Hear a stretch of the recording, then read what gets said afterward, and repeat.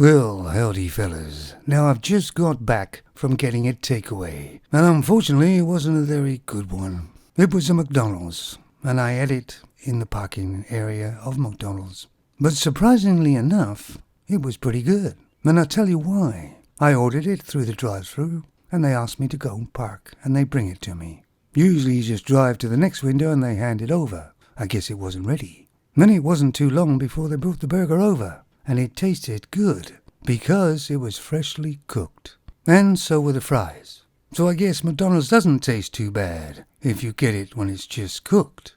But it hardly ever is it? That's the thing. But anyway, I'd like to share an observation I had when I was eating my burger. There was a car parked there, sort of across the place from me, and some people returned to it. There was a man and a femon, and they were both about 50-some years old, and they both looked pretty fit. And the man was pushing a wheelchair. Then there was a femon in the wheelchair who was about 20-some years old. Obviously they had issues. When I watched as the man pushed the wheelchair towards the car and then stopped and locked the wheelchair, opened the door, which was a sliding door in this vehicle, which was handy. Obviously they got the vehicle for that. And his partner, the femon, was standing beside them with her handbag over her arm. You know, as femons do. Anyway, the man fiddled around and helped this person into the back seat of the vehicle.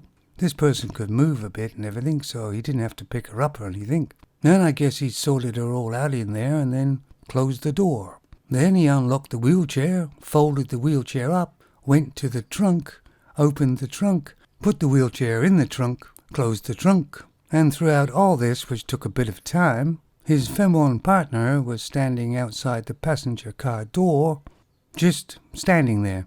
Anyway, the man opened the driver's side door, and this was obviously a signal, so she opened the passenger side door, and they both got in. The vehicle reversed out and pulled away. And I should imagine when they get to their destination, this would play itself out again, kind of a opposite way, with the femon standing there beside the door or wherever, doing nothing.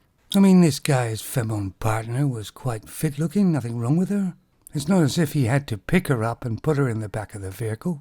But for some reason she didn't deem herself to help out in any way. It was the man's job, apparently.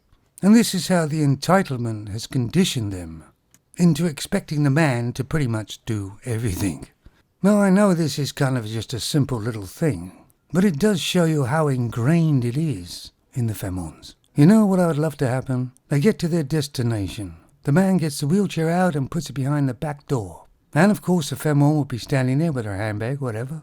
And he turns round to her and says, "Look, I do this all the time. Why don't you do something for a change?" And he walks away. But I'd love to be there to see the look on the femon's face. And of course, really, that's the thing that we have to do to these femons, to make them realize how goddamn lazy they are. I don't care what anybody says, generally men are stronger than femons. But this sort of exercise didn't take strength, did it? So what do you think, guys, about that? Then have you got any ideas about some other scenarios that you've seen happen like that? Don't forget, I'm not going to work tomorrow, so it's going to be another beer night. God, I love it when a plan comes together. Hey, what series is that from? Take it easy.